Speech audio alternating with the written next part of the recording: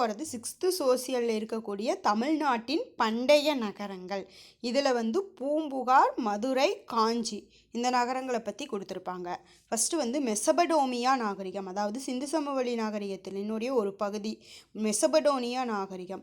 உலகின் தொன்மையான நாகரிகம் மெசபடோமியா நாகரிகம் 6500 ஆண்டுகளுக்கு முற்பட்டது.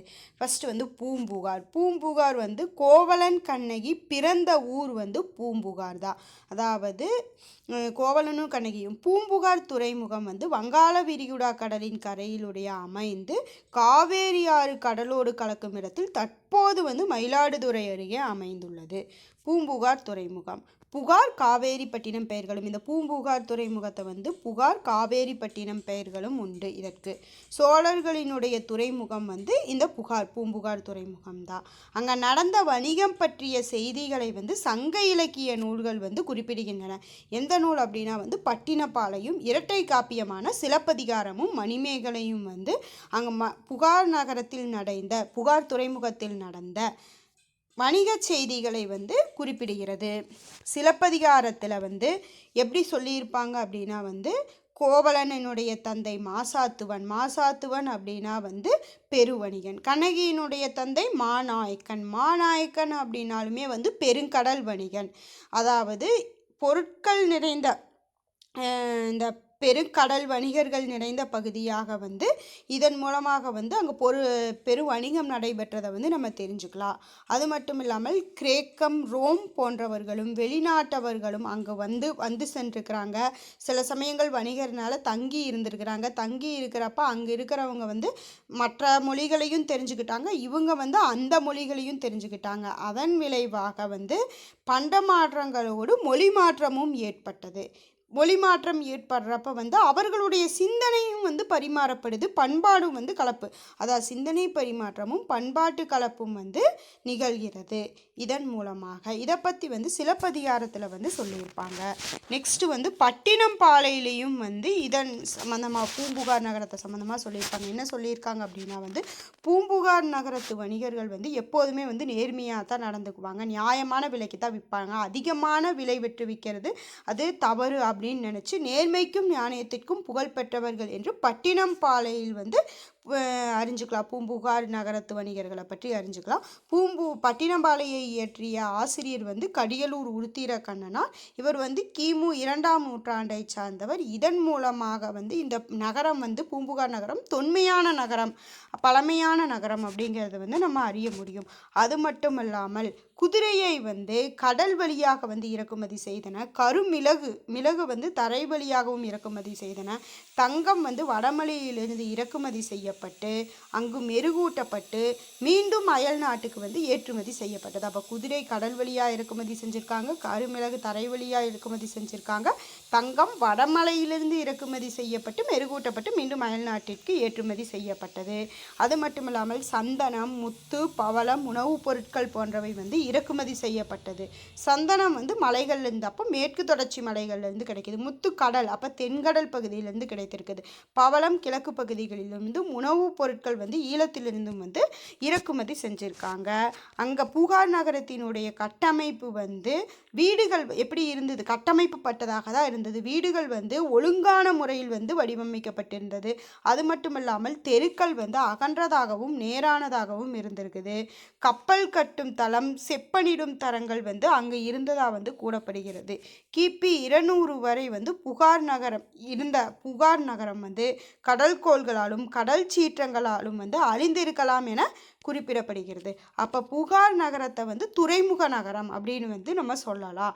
அங்கே துறைமுகங்கள் அதிகமாக இருந்ததுனால வணிகமும் நடைபெற்றிருக்கு. ஆனாலுமே இது துறைமுக நகரம். நெக்ஸ்ட் மதுரை. மதுரை சங்கம் வளர்த்த நகரம். சங்கங்கள் சங்கம் வைத்து தமிழ் வளர்த்த நகரம் மதுரை. பண்டைய காலத்தில் மதுரையை பாண்டியர்கள், அதற்கு பின் சோழர்களும், அதற்கு பின் களப்பிரர்களும் ஆட்சி செய்தன. பண்டைய காலத்தில், இடைக்காலத்தில் பிற்கால சோழர்களும், அதனைத் தொடர்ந்து பிற்கால பாண்டியர்களும், அதனைத் தொடர்ந்து நாயக்கர்களும் ஆட்சி புரிந்ததாக கூறப்படுகிறது. அதனால் அங்கே மதுரை நகரத்தில் பண்பாட்டு கலப்பும் வணிகமும் செழிப்போடு இருந்ததாக அதற்கு சொல்லியிருக்காங்க. அதற்கான சான்றுகள் வந்து மதுரைக்கு அருகில் உள்ள கீழடி அகழ்வாய்வில் வந்து நமக்கு கிடைக்கப்பட்டிருக்குது. கடைச்சங்க காலத்தில் வந்து கடைச்சங்கத்தில் தான் வந்து தமிழ் வளர்த்துருக்காங்க மதுரையில்.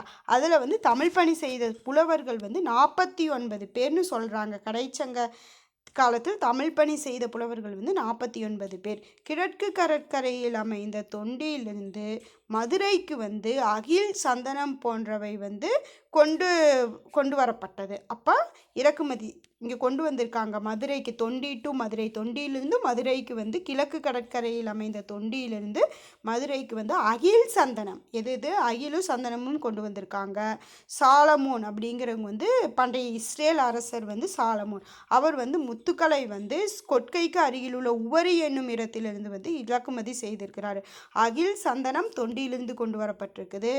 உவரி, கொட்கைக்கு அருகில் உள்ள உவரி என்னும் இடத்தில் வந்து முத்துக்கள் கொண்டு வந்திருக்காங்க. ரோமானிய நாணயங்கள் தயாரிக்கும் தொழிற்சாலை வந்து அங்கு இருந்திருக்கு. எங்கள் மதுரையில் வந்து நிறைய தொழிற்சாலைகள் வந்து இருந்திருக்கு. ரோமானிய நாணயங்களோடு சேர்ந்து பிற நாட்டு நாணயங்களும் வந்து மதுரையில் வந்து அச்சடிக்கப்பட்டன. இதை பற்றி வந்து மெகஸ்தனிஸ் குறிப்பு, அதாவது கிரேக்க வரலாற்று ஆசிரியர் மெகஸ்தனிஸ்ங்கிறவங்க கிரேக்க வரலாற்று ஆசிரியர், அவர்களுடைய குறிப்பும் சாணக்கியர் எழுத அர்த்த சாஸ்திரம் என்ற நூலிலும் வந்து மதுரையை பற்றிய பல தகவல்கள் வந்து இருந்திருக்கு. கிரேக்க வரலாற்று ஆசிரியர் மெகஸ்தனிஸினுடைய குறிப்புகளும் சாணக்கியர் எழுதிய அர்த்த சாஸ்திரம் என்றும் நூலிலும் இருந்தும் மதுரையை பற்றிய பல தகவல்கள் வந்து நமக்கு கிடைச்சிருக்கு. சாணக்கியர் யார் அப்படின்னா வந்து மௌரிய அரசர் சந்திரகுப்தரினுடைய அமைச்சராக இருந்தவர். மதுரையை சுற்றி அகழிகள் வந்து மதுரையை சுற்றிய அகழியில் வந்து சுரங்கப்பாதைகள் எவ்வளோ யானைகள் செல்கிற அளவுக்கு வந்து பெரிய சுரங்கப்பாதைகள் வந்து அமைக்கப்பட்டிருந்ததாக வந்து சொல்கிறாங்க. நெக்ஸ்ட் வந்து காஞ்சினாவே வந்து கல்வி நகரம். பள்ளிகள் வந்து முதலாக ஏராளமான பள்ளிகள் அமைக்கப்பட்டது இங்கே தான். முதல்ல அந்த காலத்தில் வந்து சமணர்கள் அமைத்த பள்ளியில் சமண மாணவர்களும், புத்த விகாரங்களில் புத்தர்கள் அமைச்சதில் புத்த மாணவர்களும் வந்து அந்த காலங்களில் தனித்தனியாக கல்வி பயின்று இருக்கிறாங்க. சீன பயணி யுவான் சுவாங் வந்து நாலந்தா பல்கலைக்கழகத்தில் பயின்றவர் வந்து கூடுதல் படிப்புக்காக வந்து காஞ்சியில் இருக்கக்கூடிய கடிகைக்கு வந்து வருகை புரிந்திருக்கிறார். அதனால் வந்து நகரங்களில் சிறந்தது காஞ்சி என்று காளிதாசரும், கல்வியில் கரையில்லா காஞ்சி அப்படின்னு வந்து நாயன்மார்களில் முதன்மையானவரான திருநாவுக்கரசரும் வந்து காஞ்சியை வந்து புகழ்ந்திருப்பாங்க. நகரங்களில் சிறந்தது அப்படின்னு காளிதாசரும், கல்வியில் கரையில்லாத காஞ்சி அப்படின்னு நாயன்மார்களில் முதன்மையானவரான திருநாவுக்கரசரும் வந்து காஞ்சியை புகழ்ந்திருப்பாங்க. புத்தகையா, சாஞ்சி போன்ற 7 இந்திய புனித தலங்கள், அப்போ புனித தலங்கள் 7 இந்திய புனித தலங்களில் வந்து காஞ்சியும் ஒன்று என்று சீன வரலாற்று ஆசிரியர் யுவான் சுவாங் வந்து குறிப்பிட்டிருப்பார். தர்மபாலர், ஜோதிபாலர், சுமதி, போதிதர்மர் போன்ற கல்வியில் சிறந்த சான்றோர்கள் வந்து பிறந்து வளர்ந்த இடம். இதுவே வந்து கல்வியில் சிறந்த நகரத்துக்கு சான்றாக வந்து சொல்கிறாங்க. அது மட்டும் இல்லாமல் கோயில்களின் நகரமாகவும் வந்து காஞ்சி இருந்திருக்குது. அதற்கு சிறப்பாக என்ன சொல்லலாம் அப்படின்னா வந்து ராஜசிம்மன், பல்லவ மன்னன் ராஜசிம்மனால் கட்டப்பட்ட கைலாசநாதர் கோவில் வந்து புகழ்பெற்றதாக இருந்தது. அது மட்டும் இல்லாமல் மணிமேகலை வந்து பௌத்த துறவியான மணிமேகலை துறவு பூண்ட இடம் வந்து இங்கே தான், இறுதி காலத்தில் வந்து இங்கே தான் தன்னுடைய வாழ்க்கையை கழிச்சிருக்கிறாங்க. நீர்வளம் நிறைந்ததாக இருந்திருக்குது. நீர்வளத்துக்கு எடுத்துக்காட்டாக வந்து கல்லணையை கற்றிய கரிகாச்சோழன்னு அதனை சுற்றி இருக்கக்கூடிய ஏரிகளுமே வந்து சான்றாக சொல்லலாம். அதனால் வந்து இன்றளவும் காஞ்சிபுரமானது ஏரிகளின் மாவட்டம் என்றும் அழைக்கப்படுகிறது. பல்லவ மன்னர்கள் வந்து எண்ணற்ற குடைவரை கோயில்கள் வந்து அங்கே காஞ்சிபுரத்தில் வந்து கட்டியிருப்பாங்க. இது இப்படி தான் சொல்கிறாங்க. சோழ நாடு சோறுடைத்து, பாண்டிய நாடு முத்துடைத்து, சேர நாடு வேலமுடைத்து, தொண்டை நாடு சான்றோர் உடைத்து என்று ஒவ்வொரு நாட்டினுடைய சிறப்பை வந்து சொல்லியிருக்காங்க. சோழர்கள் ஆண்ட பகுதி சோறுடைத்து, பாண்டிய நாடு முத்துடைத்து, சேர நாடு வேலமுடைத்து, தொண்டை நாடு சான்றோர் உடைத்து அப்படின்னு. புகார் நகரத்தில் துறைமுகம் அதிகமாக இருந்ததுனால் துறைமுக நகரம். மதுரையில் வந்து வணிகம் நடைபெற்றதுக்கு எடுத்துக்காட்டாக வந்து மதுரை நகரம்னு சொல்கிறாங்க. காஞ்சி வந்து கல்வி நகரமாகவும் குறிப்பிடுறாங்க. தூங்கா நகரம் வந்து மதுரை. தூங்கா நகரம் மதுரை என அழைக்கப்பட காரணம் வந்து அங்காடிகள்னால் பொருட்கள் விற்பனை செய்யும் இடங்கள் வந்து நாலங்காடி, அல்லங்காடின்னு 2ஆக பிரித்து, நாலங்காடி அப்படின்னா பகலில் இயங்கக்கூடிய அங்காடி, அல்லங்காடி அப்படின்னா இரவு. அப்போ அல்லங்காடி அப்படின்னா இரவில் இயங்கக்கூடிய அங்காடிகள். பகல் இரவு பாராமல் எந்த வேறுபாடுமே இல்லாமல் வந்து எனி டைம் எப்போ பார்த்தாலும் வந்து மக்கள் நடமாட்டம் உள்ள உயிர்ப்புள்ள நகரமாக வந்து மதுரை இருந்திருக்குது. அங்கே பெண்கள் வந்து எந்நேரத்திலும் வந்து அங்காடிகளுக்கு சென்று பொருட்களை வாங்கி பாதுகாப்பானதாகவும் இருந்ததனால் வந்து மதுரை வந்து தூங்கா நகரம் என அழைக்கப்படுகிறது.